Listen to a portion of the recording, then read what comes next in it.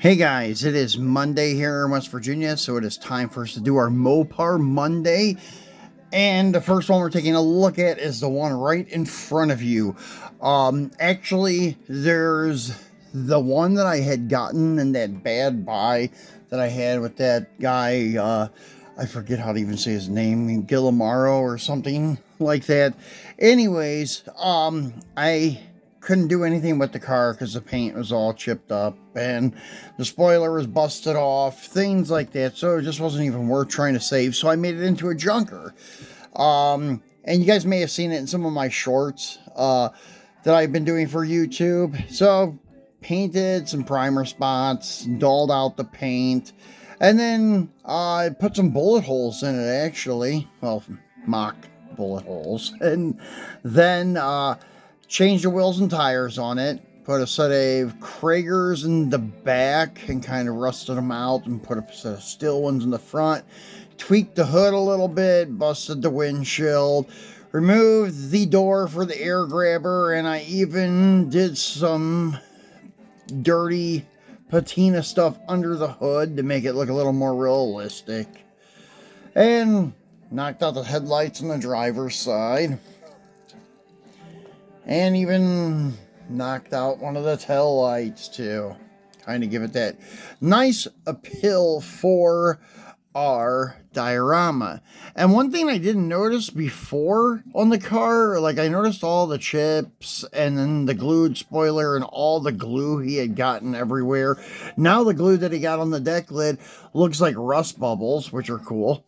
And then, but I did notice that this A-pillar is bent a little bit. It's kind of hard to see it now, but looking at that one and looking at this one, it's tweaked a little bit. So the car was really damaged. It had been dropped a lot. So I don't know, but I made use of it. Instead of just tossing it in the trash can, I made do with it. And then I found this on Evil Bay, and it had been on there for a while. The price is a little high. I got the guy to drop it a little bit, but in my opinion, it still was too high. But the 2-pack that I was bidding on, and then when I found that one from the guy, I quit bidding on the 2-pack. This comes with an 06 Daytona, or an 08 Daytona Charger, and it's in sublime green. Good looking car with the chrome 5 spokes, and that 2-pack ended up selling for, I think it was like $32 or $33. And they're almost impossible to find nowadays.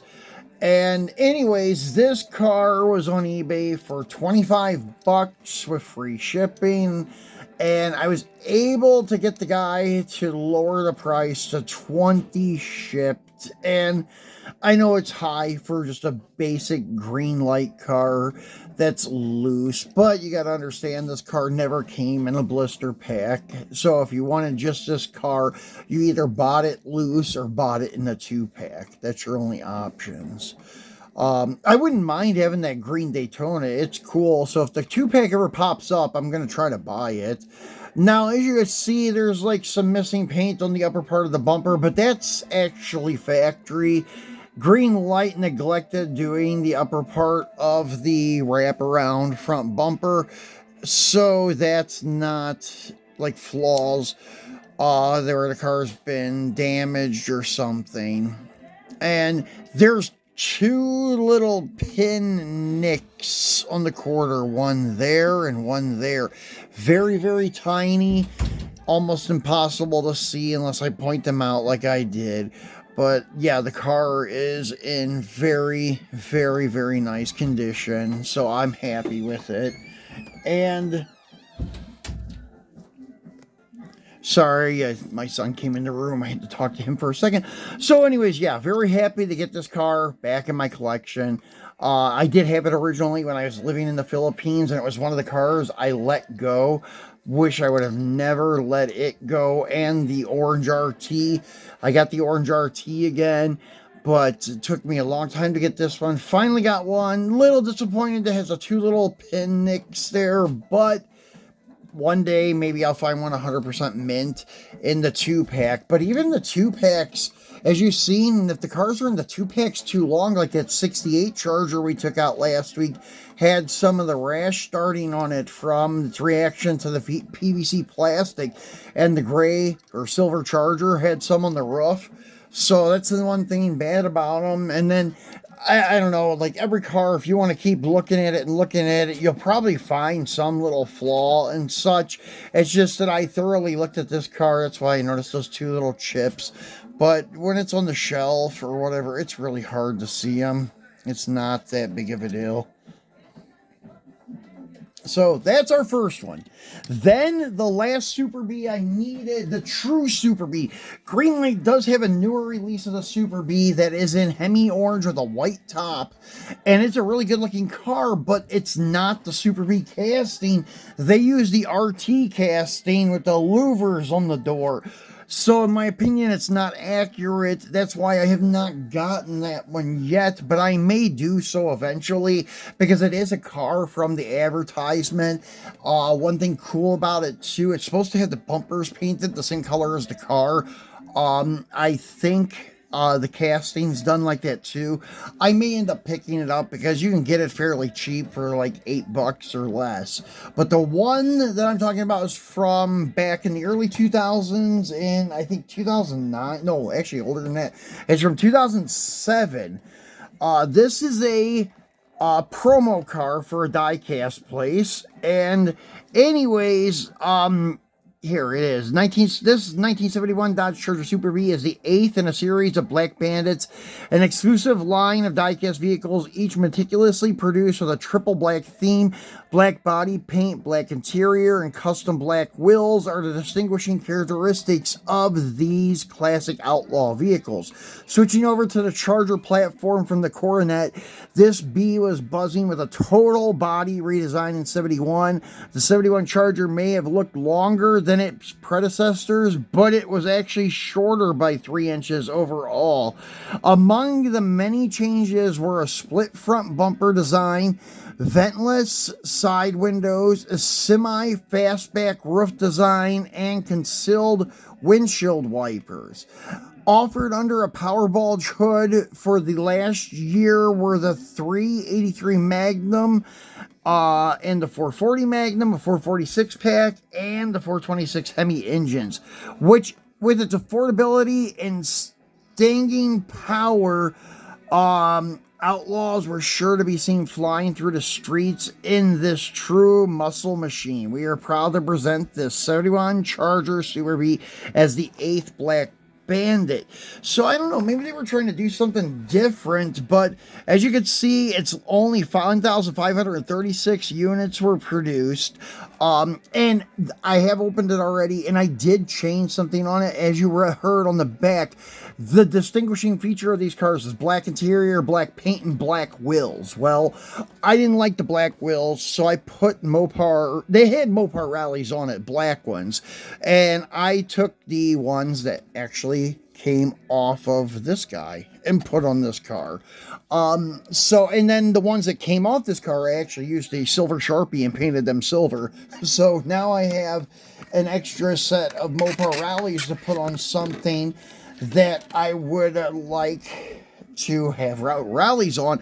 Also, you may have seen my short with one of my cars that had paint, not paint rash, but zinc cancer. It was a 68 GTX, and anyways, it broke in pieces, and I ended up taking some of the parts and using them for my junkyard, like the roof, the doors. But the steel rims, they were blue steel with dog dish caps. I got those for a car. Someday maybe they'll go on it. So this thing looks really cool. They never made a Superbee or Charger with a white stripe or white hood. They were all black stripes or no stripe. There are some RTs out there. I don't know about Superbees, but some RTs that didn't even have the stripe. But I just like the way it looks with the white. It almost looks like a factory paint job. So that's why I put the factory color rallies back on the car in silver. And then put it in my collection. So it looks fantastic. This one has exposed headlights. I think the RTs have concealed headlights, where they're the hideaway headlights. You could get either one on the 71 Charger hideaways or exposed. So I think all their Superbees have exposed lights, and then the RTs would have the hideaways. I don't know, maybe even some of the RTs have some exposed headlights. I'm not sure on that. But as I said, the newer Superbee castings, they're using the RT mold. I'm not sure if something happened with the Superbee mold, and that's why they're using the RT one to produce the Superbees. But yeah, this is a great looking car. Nice under the hood detail. These Chargers had the engines done right. The second gen ones from Greenlight, the engines are way too small, but the third gen one, it looks fantastic. I wish they would do some 72s with the mold, because it's not that hard. All they have to do is change the tail lights, and that's pretty much it. And then use this casting without any louvers in the door, and they can make the 72 Charger, the regular one, and then the I think it's a Rally or something that has louvered doors, but they're different than the RTs. The RTs have vertical, two long vertical ones from the top of the door to the bottom. The 72 Rally, I think it's the Rally, that has the horizontal louvers, and there's about 4 of them that go from top to bottom. So that's the 71Bs. Now time for the bird. We have the birds and the bees today. All bee bodies. And that is this guy here. A 1968 Plymouth Roadrunner. This is from your Muscle Car Garage series. And it was from, trying to see here if I can get it to focus, the series 12. There we go. So good looking car, and these are the kind of steel rims that I have to put on something, except the ones that I have that came off that 68 GTX are actually like a blue chrome. They look really good, but it's going to take a very specific blue car to put them on. So anyways, this car is a nice looking car. I think they called this Jamaica Blue. I know in 69 they had a darker blue that they called Jamaica Blue. And then they had their B5 Blue. I'm not sure when B5 Blue was introduced, if it was 70 or if it was around in 68 and 9. But anyways, this would be, as I said, like the Jamaica Blue. It is a Hemi car. As you can see the Hemi print there on the hood. Very cool. So on the back of this, it just tells you what's in the series. There's a 66 Ford Mustang, a 68 Plymouth Roadrunner, 71 Pontiac GTO Judge, a 72 AMC Javelin, an 09 Corvette GT 1 Edition, and the 2010 Camaro SS. And this was Muscle Car Garage, and it didn't have anything else. There's some that were Muscle Car Garage stock and custom. This isn't that series. So cool car. Let's get him out and take a look at him. And after him, we have one more, and we'll be finished for our Mopar Monday. And it is also a B-body. But here is your 68 Roadrunner. I believe this is my first 68 Roadrunner that's stock. We had that black and silver one that I got in that deal with Guillermo. I think that's his name. Anyways, I don't care anymore because I got screwed on the deal. But anyways, I got the black and silver two-tone 68 Roadrunner. This one here is the stock 68 Roadrunner. It's got a little bubble above the rear tire. That's the bad thing about getting older stuff and opening it. Sometimes it will have paint rash or paint bubbles, and there's not much you can do about it. And then sometimes you get it open and you still find flaws, like little tiny chips here and there. But that one I can deal with. The guy did tell me that it was like a 9 out of 10. There were a couple small flaws, but nothing major. So I respect the honesty. That's why I can't complain. So as you can see, the plates A vanity plate, MCG 12 for Muscle Car Garage Series 12. That's pretty cool. And this is a very plain Jane Roadrunner. No real like thrills with badging or anything. And the 68s had that weird blacked out center of the hood. It's kind of unique. And then you could see the big Hemi down in there. Nice looking detail on the grill. Very cool car. It's got a piece of, I don't know, excess metal or something there.